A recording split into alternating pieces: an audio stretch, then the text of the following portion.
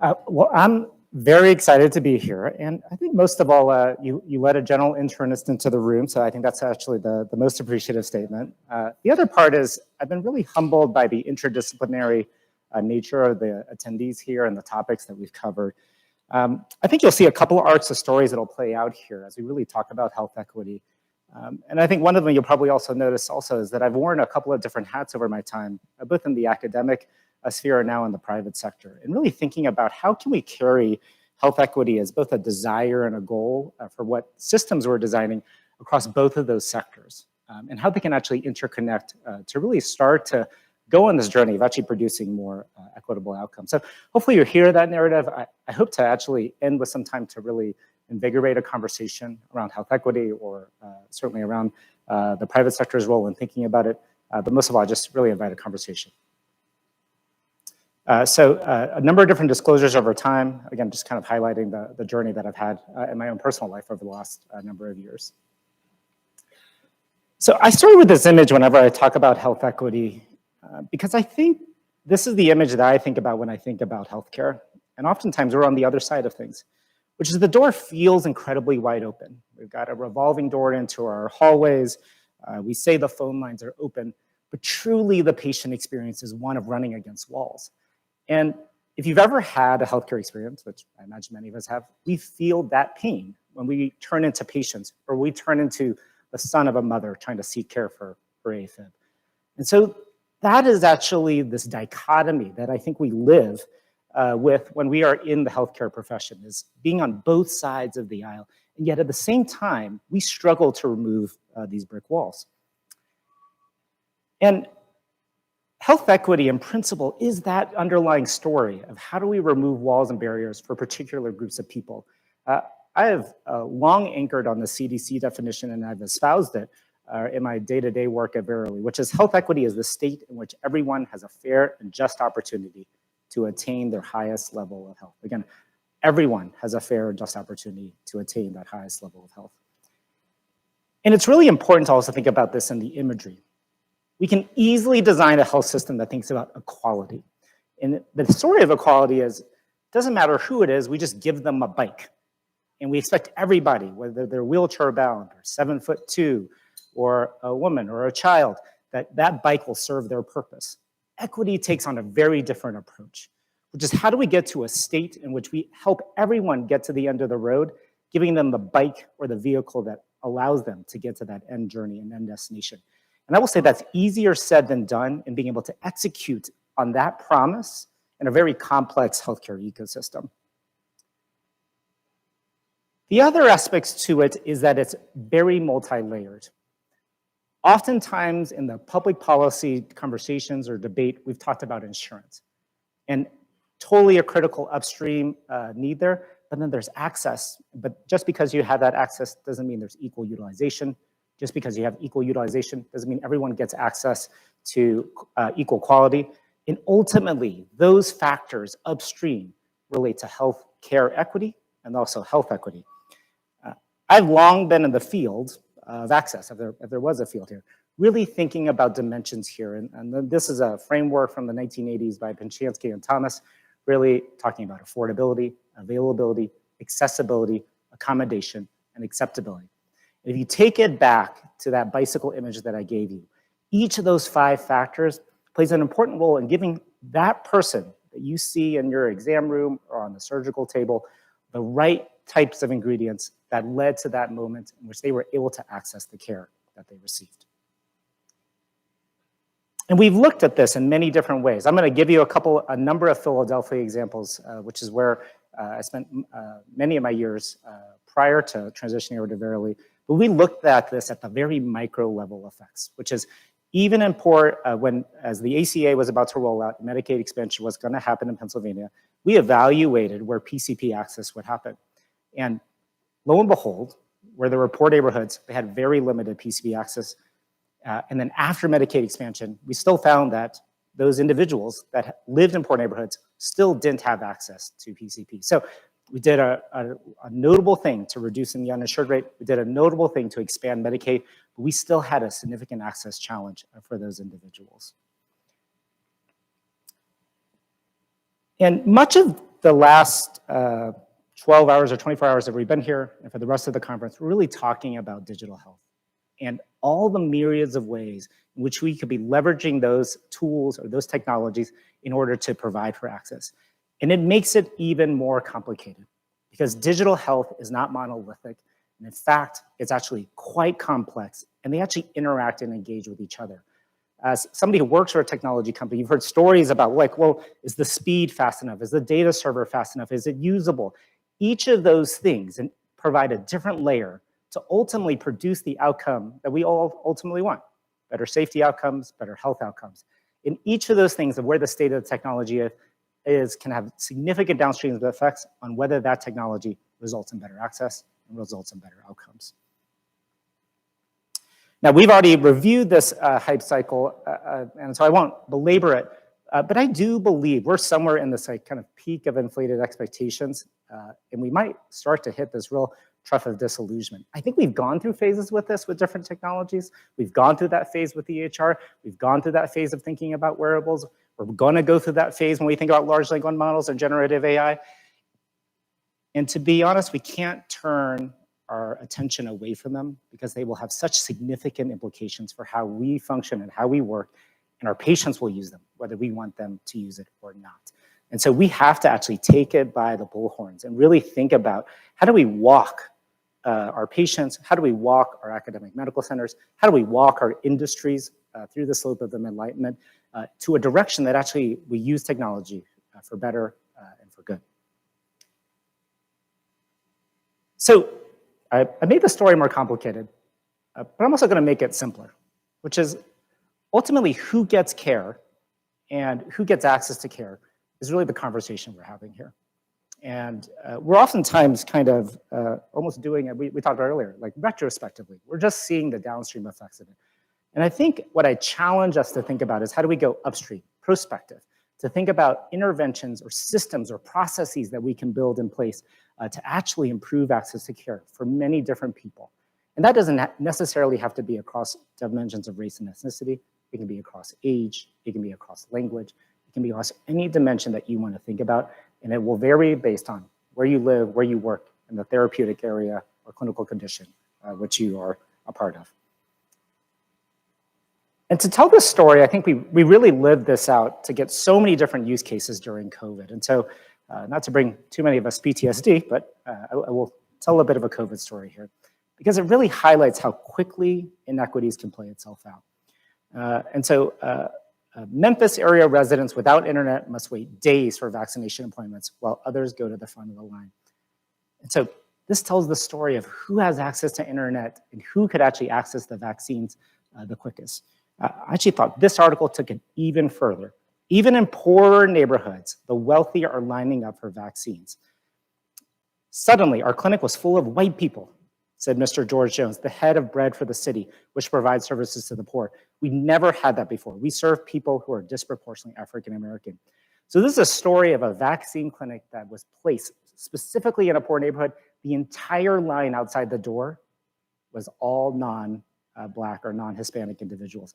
And that has to do with the story of who has access to technology, is able to access care first, and are often first in line. And actually, if you read the story in depth, it actually took a very simple fix, which is they just geo-fenced who could actually schedule into that clinic, and they geo-fenced it around the neighborhoods in which they were actually trying to meet or to serve. And then quickly, just within one design change, within 48 hours, they said the entire racial makeup of the line to that vaccine clinic flipped basically with a flip of a button, literally.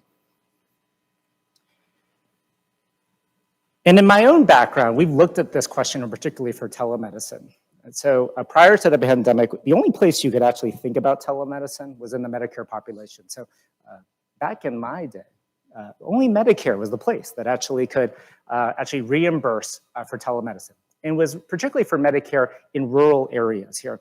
A number of colleagues and I did this deep analysis here to really look at, okay, fine, if that's the case there, would rural areas even have access? And the answer fundamentally was no.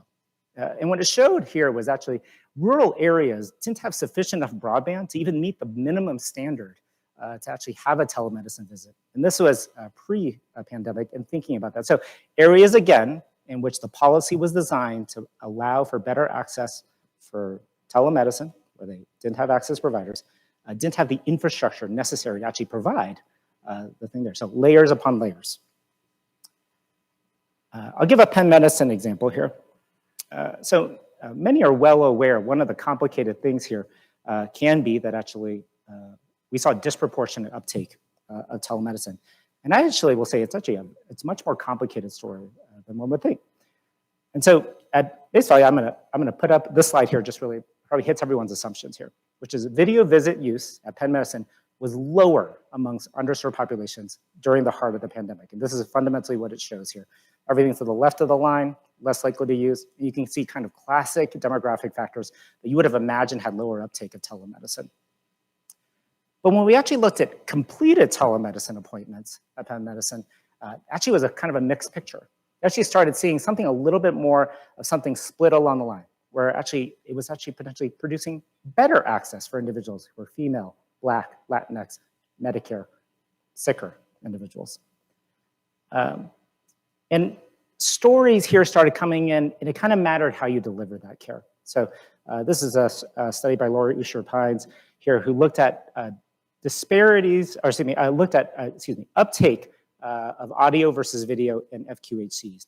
And you can basically, if you follow this kind of left side of the graph here, you can see here that in-person appointments started coming back up, but actually audio visits held pretty steadily for FQHCs, really providing an access point as we kind of lived our pandemic experience. And it was really notable for behavioral health here, that if you actually looked at that graph, you could see here that audio only appointments really improved access for behavioral health services. And if you follow the blue line for all visits, the volume of behavioral health appointments actually started jumping up significantly, meaning there was a little bit more access. Now, this isn't a slide of the story I'm about to tell, but it's actually a slide to remind us of how much things dropped off in the beginning of the pandemic, which is the national output of outpatient visit volumes plummeted in those first couple of months of the pandemic here. So remember that graph as you then look at this one, which is we looked at this all data in outpatient settings at Penn Medicine over the course of 2 years here. And amongst non-Black patients, actually the dip looks about the same. So if you look at the top graph, looks exactly to mirror the national image here. But we also did was we separated out phone visits and video visits from office visits here. And you can almost see this valley was being filled in by video visits and phone visits during that time to fill up for that. Interestingly, when you looked at Black patients, there was actually no dip whatsoever in visit volume during that time. Completely filled up by phone visits, completely filled up by video visits to make up for that. So you have this really complex story of lower uptake by different groups, yet at the same time, amongst those that did use it, it actually was a lifeline for many different individuals, and particularly Black patients in Philadelphia, which many know, if they know the Penn Medicine region is filled by West Philadelphia patients. So I'll take you back to an even further story in a program that I was deeply involved with here. And so I want you to almost bring out that PTSD to March 9th, 2020. And so if you recall, there are lots of stories from Northern Italy that were starting to scare us. Probably remembered the cruise ships that got locked in the harbor here and weren't allowed to dock for days. ICUs, and some of you probably worked in those ICUs. In Seattle and New York, just felt like they were filling at the brim. And down the street in Philadelphia, not much was happening, but we were bracing for a storm. And we had a lot of patients that were starting to really jam up our phone lines and our emergency departments, really scared about the impending situation that was about to come about. And like many in this room, most people were focused on the ICU. Yet what we learned from even the early days here was that for every one patient with COVID in our ICUs, there probably were 50, if not more, individuals infected at home in the community here. Most would get better on their own, but some would actually get very sick. And as a primary care doc and a general internist, I was focused mostly on this home environment. What was going to happen to those individuals? How were they going to react? What was the support that they could use in order to feel safe to be at home? And so much of the world was really designed and really aiming at to tell you whether you were infected or not. We were really focused on answering a very different question or a slightly different question, which is whether you needed to go to the hospital or not. Because what we wanted to do here, and we do this every day in primary care even to this day, is we wanted to get patients to the ED when they needed it, and we wanted to keep them home and make them feel confident that they could be at home when they didn't. COVID, all these symptoms, but what really mattered to us also was that people would die from respiratory failure. And so we were designing a program of how we can monitor individuals in the home, make them feel safe, and really try to prevent this really crucial event of death by respiratory failure. What we created was a program called COVID Watch. It was one of my earliest experiences really thinking about designing a remote patient monitoring program. It's actually really given me a lot of lessons since. And so the program here was designed for patients who were presumed for COVID-19 who are self-isolating at home. And what we did is we administered twice daily automated SMS check-ins that asked patients how they were doing symptomatically. And we backed this with a 24/7 dedicated telemedicine response team to patients who were replied worsening respiratory symptoms. Now I'm gonna quickly say, like, how did we come up with this design idea? It was a lot of iterative testing where we actually did a lot of beta testing. We did a lot of user design. We did a lot of phone calls to patients. We tested out different mechanisms of twice daily versus thrice daily versus 4 times a day. And why could we do a 24/7 service? Because we actually already had 24/7 telemedicine programs already in existence. And what we did is we piggybacked on those programs to allow them to have multiple different uses. And so I think one thing that to highlight a theme here is to also think about the existing infrastructure that you have, and can we use them for many different purposes other than the singular purposes that they're designed to allow us to expand our services or to grow our services. I put up this slide because we ended up publishing on this a number of different times and largely supported by a PCORI grant here. And actually put up, it wasn't our planning here, but in the New England Journal of Medicine Catalyst, we actually had back-to-back articles with our colleagues at Northwestern in Chicago. And this slide here is not to say pick on anybody or do anything. It was everyone was kind of designing programs urgently and emergently at that same time. But it gave us an opportunity to almost do a side-by-side comparison to really tell a story about remote patient monitoring, about potential opportunities to think about automation and efficiency here. And so at Chicago and in Philadelphia, we're able to manage about 1,000 patients per day. Whereas in Chicago, they were a 12-hour service from 8A to 8P. We were able to be 24/7. Their man-woman power was 500 daily staffing hours to get there. Whereas because of the automation, we were able to use 64. They were sending in 9 individuals per day to the emergency department. We were sending about 6 individuals per day. And overall, when you do a back of the envelope calculation, thinking about the man-woman hours it was per those days, it was saving our health system on average about $2.3 million per every 100-person days. And when we've evaluated this study published in the Annals of Internal Medicine, incredible high patient satisfaction and a mortality reduction that was shown through this automated program. And the graphs also tell the story too, which is it allowed us to manage things efficiently. So over time, 30,000 individuals were able to be managed. That graph to the right here, the green is basically all automation of just patients responding to it. And then you can't even barely see it, but there's like a little pink line in there for active escalations. And that's how many escalations that we were kind of managing per day, but we could do whole populations at the same time. To tie back to the health equity story, and if you walk yourself from left to right here, we were looking at all steps along the way to see differences between Black and white populations. And so here you can see there were substantial differences in Black populations who were testing positive, substantially significant Black populations who were enrolled in the programs, but acceptance was equal on par. And if you go through engagement and escalation of outcomes and referrals to the ED, equal on par as we looked across it. So we were able to over-enroll, if one could tell the story, amongst Black populations, and yet provide the same quality of care on the back end, primarily through algorithmic automation. And I will say, we monitor this here, but there's probably even better ways in which we can purposefully design for the system to actually have given these outcomes there, and that's a foreshadowing to later.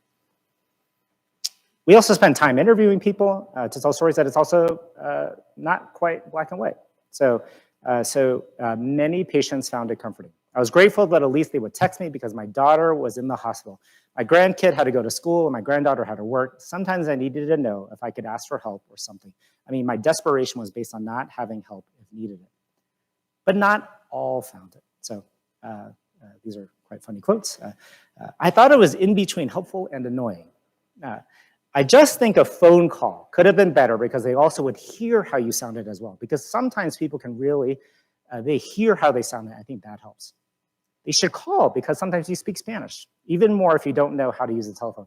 I don't text, I don't chat with anyone because I didn't know anything about it. So you can think about here, if you really are expanding here to be equitable, to really hit all the populations, you actually have to start to design a program that actually can meet people where they're at, either language preferences or communication preferences. You start to add on layers of complexity to really enhance a population health management type program like this. And so the story I carry here is that the lessons that I learned in an academic medical center actually carry forward here to also thinking about how we should be designing these programs on the industry side and how we should think about the structures that we create here. So I'm gonna tell a story here about Verily, but also tell a story here thinking about one example and one place's attempt here to embed health equity principles into the work that's done. So a little bit of Verily, because I think it's helpful context here. And I was told not to do any commercial talks. So this is not it. This is really just to give you context. So our motto and our mission is to bring the promise of precision health to everyone every day. And you might hear it because that actually sounds very familiar to the conversation that we've been having for the last 20 or so minutes. It's one of my motivations that I switched over to Verily was because I was really intrigued or interested in here thinking about this kind of precision health effort here. We oftentimes have the conversation here thinking about precision medicine, pharmacogenomics, individualized care. I've also thought about it here on the level of like the care that we can provide that actually gives people the right type of vehicle or the right type of bicycle to help them get to their ultimate destination. And that's been my underlying motivation. And I also take a step back and think about the patient stories here. And obviously there's the story of being a physician, seeing patients every Friday morning and being able to be a part of people's lives. It's also a story about we're also all patients. And I look at this picture because it really hits home to me. I have 3 young kids at home. And I think about their lives and the arc of their journey. I think about their mom. And I think about all the ways in which we are also taking care of others. I also think about this woman here, who's a woman of color here, and how she may view the world differently. She may have different perspectives on what she has fears for her child, or she has hopes for her child. And so how can we as a health system, a health ecosystem, really provide that care for all the individuals that are there and help them along in their journey? And I think we're just scratching the surface, but and certainly I think I've dedicated my life to thinking about that ultimate question there. And it's not rosy also in our current state. So on the research side of the world, we know hands down that US clinical trial data does not reflect America's diversity. In fact, it's like terrible. There's another image here that I usually present. It's actually gotten worse in the last 10 years. That we've actually had more and more underrepresentation throughout all US clinical trials amongst Black and brown individuals. And so it really impedes on our, not just Verily's ability to meet this precision health promise, but I think it's meeting our lack of a scientific standard and an ability to really think about populations that are going to use a device or use a drug or use a medication here. And the cost is astronomical. This is a Deloitte study. There was a joke about actuaries. This was done by actuaries who looked at actually what are the cost implications if the US healthcare doesn't start to do something about health inequities. And it'll cost the US health system, not the people, not the patients, but the US health system, an estimated $1 trillion in excess spending because of the implications of disparities, social determinants of health on outcomes for patients. And so how do we, as a system, try to do that? So Verily plays one role in the larger ecosystem. And the way in which we're doing it is really thinking about the data that we need to really reflect the diverse populations that we have. And it's not just from whom, but what types of data. And then even further, and really critical, is high quality data. And so we really are obsessed about the breadth of data in which we are trying to collect from individuals, the length of time, really developing longitudinal relationships with participants and patients, and also the depth of that data. And it's part of our goal here of really bridging this divide between research and care.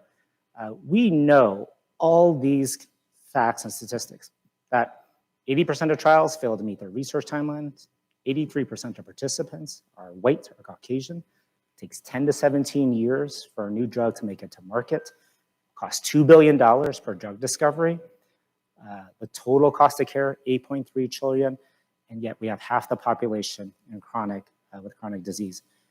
And one of the underlying challenges, we all know this, but it's almost like too big for us to kind of wrap our heads around sometimes, is that the data are in little pockets and silos.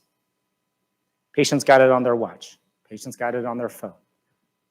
The unit is the health system's EHR, not the patient as the central element of data which they traverse.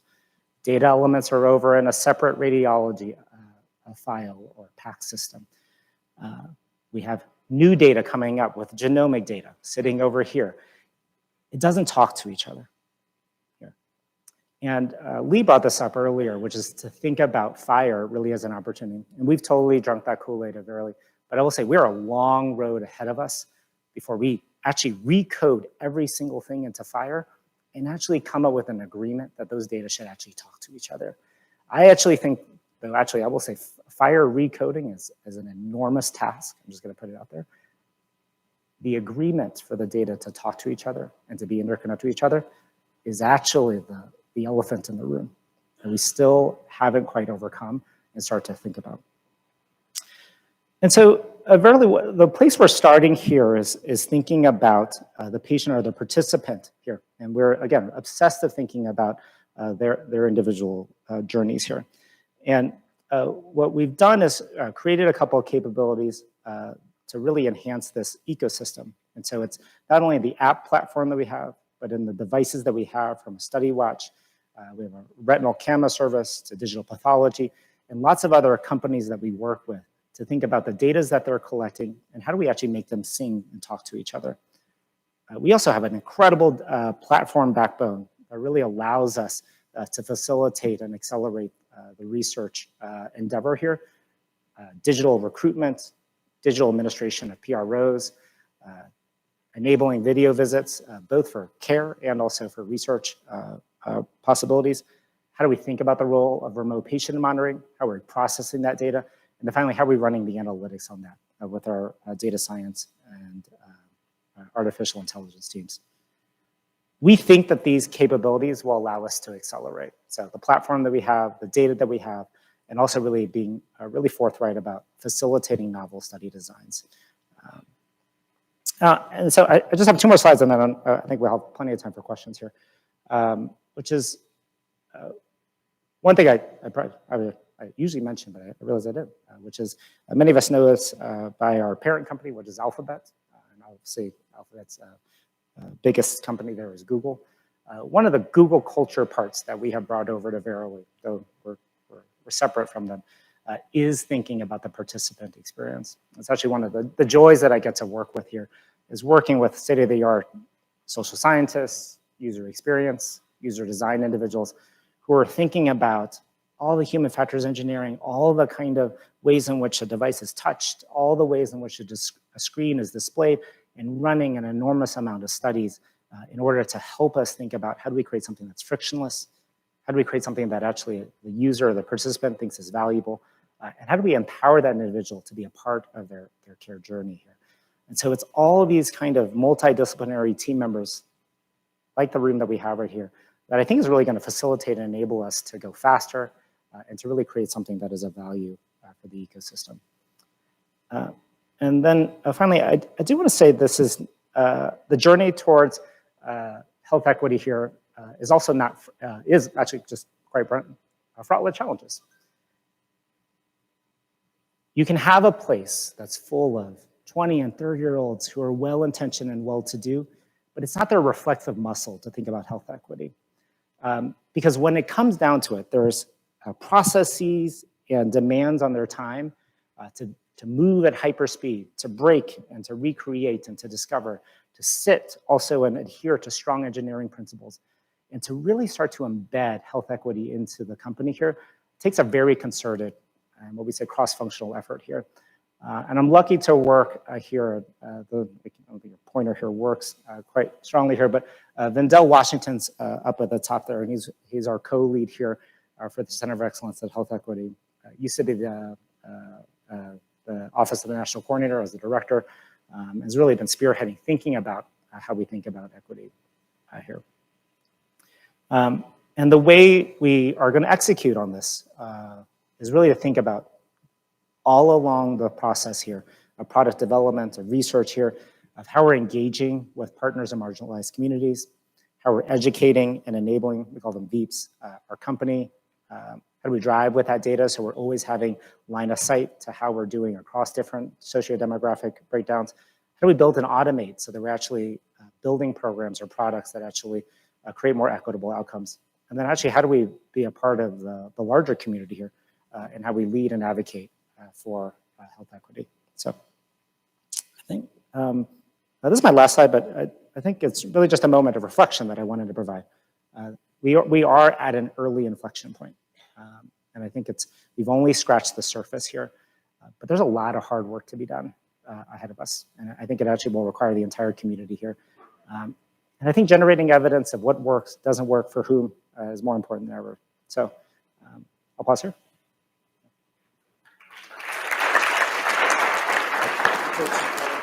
Yeah. Oh, great. Oh, perfect. So we have some time for questions. We're going to take a little bit of time from lunch, and I think we'll still have time to enjoy a break. But I want to take advantage of having Dr. Chaiyachati with us. So please, questions from the audience. Julian. Thank you. That was a fantastic presentation. Something that you said suggested that maybe it would be worth discussing a fine point that's causing a lot of challenge. You mentioned the challenge that fire sounds good, right? And it's central to a lot of the work that's being done. And we heard Lee talk about that and its importance. But it, similar to HL7 probably, is an example of a standard that's a published standard, but making it work for you to transfer the data that you need still takes a lot of heavy lifting. And I think it's helpful when characterizing this issue is to look at other standards that make it that are easy to implement, usually by industry. And the way that typically works is that there's a consortium of some kind. So there's the Bluetooth communication standard that we all know and usually love, but there's the Bluetooth consortium that makes sure the standard works, and all the different manufacturers work in that consortium in the test labs to make sure they're interoperable. That's also true with Wi-Fi, and that was true with the Continua Health Alliance to a large part. But there are other things, other standards that are designed for communication of health data that don't have an alliance and don't have anything that really ensures interoperability. And so when we try to use it for projects, new products and research, we're kind of stuck trying to make something that's supposedly a standard, pardon me, but isn't necessarily implemented in a plug-and-play fashion. So your example of the pain and suffering reminded me that maybe it's worth calling that out and seeing if you have some thoughts about how that could be addressed, given how important this need is in the community. Yeah, I can actually give an answer from two perspectives. One is having worked on the operations side, on the health system side, and then also I'll give the Verily. My answer is probably an amalgamation of both here, which is we haven't quite hit the threshold here where everybody starts to convert in mass over. We've got a couple of unique actors starting to convert over to FHIR, but what's the point of FHIR? Is so that the data can actually interoperate, not just within system, but across systems or with different new data sources. And so until we reach actually a critical community threshold, that peer pressure isn't there. I firmly believe that this is actually a role probably have two kind of different actors to really continue to push hard on. One is certainly on the regulatory side to continue to incentivize that. I imagine here a health system response here is that it requires an intense amount of resources here in order to execute it. That includes personnel, and then also financial resources to do it. And who's going to put up those funds and money to do it? I also know of different companies that are trying to help accelerate that process as a kind of a for-profit vendor company. That's not us, in all clarity here. And your points about having adequate drivers for it are critical. In those other industries, typically the industries have come together, and you can define industry however you want, including 100 hospitals, have come together and they said, we're going to work together to ensure there's a pathway that will work. And basically they seed the market when there's a greenfield initially. But when in these other areas where people just developed a standard hoping that it'll be implemented interoperably, these flounder for years. And that's been happening in, for example, some of the IEEE 1173 communication standards. Excellent work. But again, it's kind of each implementation is an implementation. And it's very difficult without these, we'll call them consortia because they're usually nonprofit consortia. It sounds like maybe we're getting closer to that based on what you said. Yeah, thank you. Great. Other comments, questions from the audience? I do have a question about the hype and the performance curve. So, if we are on this peak of this hype curve and, if we're destined to follow it, we're going to fall into this trough. But do you see some key things that might leapfrog into the performance and avoid the trough that you think are reasonable? What would be, if you were going to come up with a strategy to say, hey, let's just get right into doing some things well, what might be the key things that you would try to do? Any thoughts on that? Yeah, I'm gonna quote somebody at a different company real quick. So the New England Journal of Catalyst actually runs a podcast series on AI in medicine. If you ever want something fun to listen to, at least for my own sake, it's quite enlightening. Peter Lee over at Microsoft actually was one of the early individuals, and he's led a lot of generative AI and the chat GPT elements here. And he actually tells a story, which I 100% agree with, is that there's like this unbridled optimism here. And it's actually on both sides. So on one side here is consumers or health systems believe that there's some magic that Microsoft or Google has to automatically fix things, and that we can do things in like a week or two. And I will say we can move very fast, but this is a lot of foundational work in order to help support us in being able to move forward here. The other side to that also is that there's unbridled optimism of people who work for health tech companies. And it's everything you imagine, 20 and 30-year-olds who are just like lots of solutions and lots of ideas and lots of like energy here to really try to create things. And I think we have to bridge that to kind of meet some reality. I call that softening the landing from this like peak of optimism here. The other part to it too is actually helping each other solve for real problems that matter today.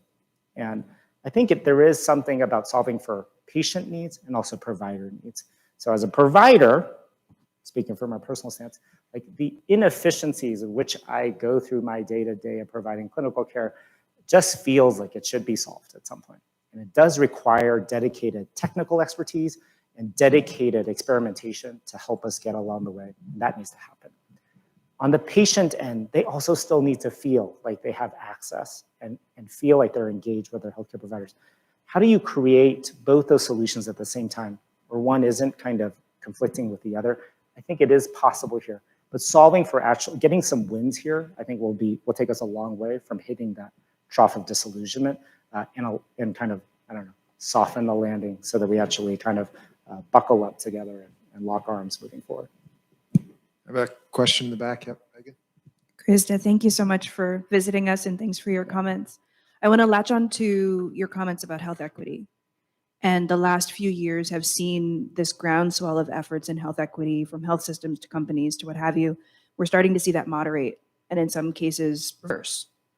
So I'm curious from your perspective, what are you needing to think through to keep the momentum for health equity moving forward as there starts to be some backlash and some concerns about the viability of health equity efforts? Yeah. I'll make two comments. And Megan, I don't know if you were saying this in one of your comments. So it's not a political comment, but there's been a lot of kind of commentary about the words that we use, equity, equality, diversity. And there's been a lot of nomenclature debate over the last 6 to 12 months. And I've seen it play itself out on the public side.